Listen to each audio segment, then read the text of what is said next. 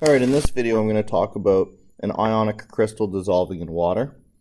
So an ionic crystal, I mean a salt. In our simplest example here might be something like sodium and chlorine ions that are in their crystal structure, where I'm going to draw this in 2 dimensions, but we can imagine in 3 dimensions this repeating pattern of positive ions interacting with negative ions, and as a result forming a giant crystal of alternating charge. The ion-ion interaction here being quite large because both of these things are full ions, and because they are ions, they're relatively small and they can get really close together and as a result have a high level of attraction to one another. So how does water come along and break that up? Well, it has 2 basic strategies depending on its dipole and depending on which ion it's attacking. So again, if we imagine the water molecule, it has this bent shape associated with all 4 of these electron sites, trying to get as far away from each other in 3-dimensional space as possible. And the higher electronegativity of oxygen in comparison to hydrogen means that these bonded pairs, again, spend more time around the oxygen than they do around the hydrogen. What that means is that this oxygen becomes partially negative, and this hydrogen becomes partially positive, and that's the dipole that we have associated with water. Now what can happen is one end of this dipole, the negative, would be attractive to the sodium, and alternatively, the other end of the dipole, the positive, would be attractive to the chlorine. So an individual chlorine ion can be surrounded by a large number of water dipoles.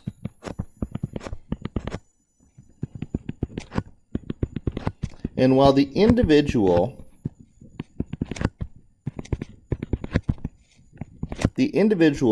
ion dipole interaction would be weaker than the ion-ion interaction that this chlorine atom would have experienced when it was part of the crystal, the ion dipole is weaker than the ion-ion. Because water molecules can surround the chlorine ion on all sides, we can end up with many ion dipole interactions. So even though they're weaker, they can compete with the stronger ion-ion interaction.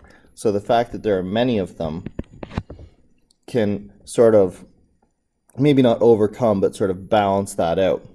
So that's half of what happens here.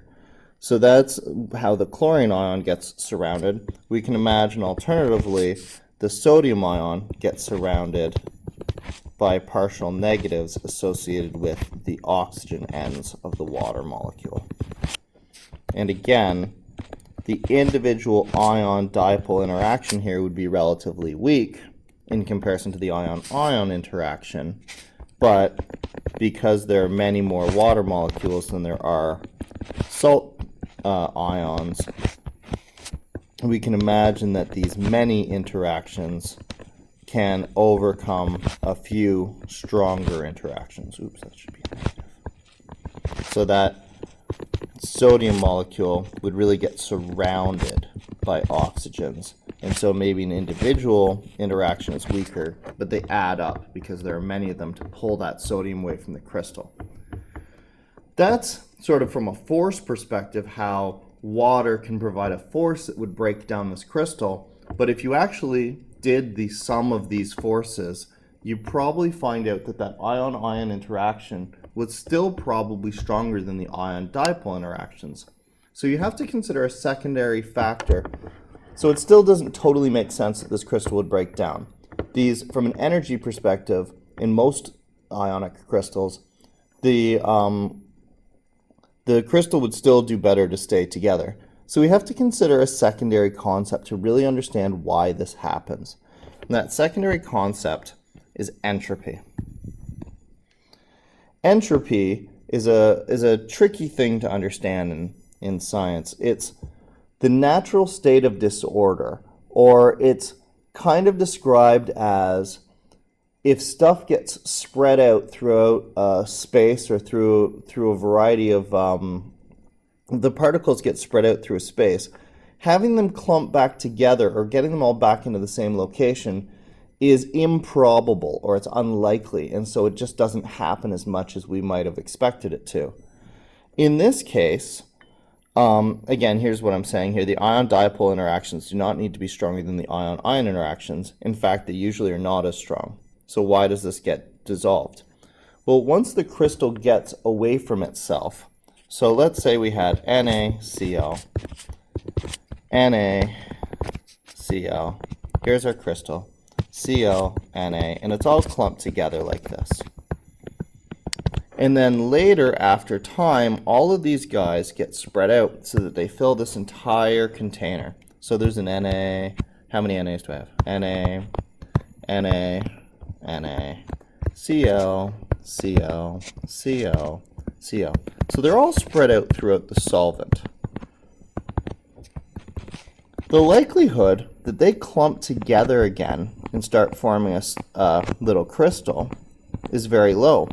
And it's not just because the ion-dipole interaction between the water and the ions are keeping these crystals, sort of separated. It's because getting all of these particles, which if we really think about them are like way smaller than a dot, back into a common location so that they can reform into a crystal like this, just is extremely unlikely. Once they leave their crystal, their bonded site, and the rest of the crystal leaves, there's no crystal for them to go back to. And so they're all spread out throughout the material, and they can't find each other again to clump back together and to form a crystal. So even though the process might have been unfavorable from an energy perspective, they can't get back to their lower energy state because that crystal that they want to join back onto, it's gone. I kind of think about this like you going to a dance and you go with your friends and you really want to hang out with your friends, but as different things interest you in the dance and you all get spread out, for you guys all to find each other and hang out together again can be very challenging. Now you have to remember you might be like 5 to 20 people at a dance of 100 people, and when we're talking about molecules, we're talking about billions and trillions and whatever number you can think of bigger than that. So it's basically impossible for you to find each other. Mr. Delgado, please dial extension 403. Mr. Delgado. Oh, excuse that interruption. I'm recording this at my school, so every once in a while there might be an announcement like that. Anyway, so that is why even sometimes in a situation where energetically a crystal should form, because the parts of the crystal can't find each other, they can't clump together and start a crystal. That's why when you want to grow a crystal, you often want to use something called a seed crystal to get it going. So imagine you did something like you saturated a solution, you put tons and tons of the solute in the solution such that it wants to form a crystal. You might still find that it won't actually crystallize until you give it something to crystallize on. Some piece of the material that provides a site for that crystallization for those ions to get back together, almost like a common meeting point for you and your friends at the dance, for you all to get back together as a larger group, and and as a result recrystallize or rejoin this repeating pattern. So that's why ionic crystals dissolve in water. First of all, the dipole of water can allow them to break up. Even if it's not energetically favorable, it can happen from time to time. But also, once the crystal gets broken up, entropy, or the natural state of disorder, keeps those ion parts separated as much as possible, and as a result they're not able to form a common crystal or a common clump where all those ions can rejoin the material effectively.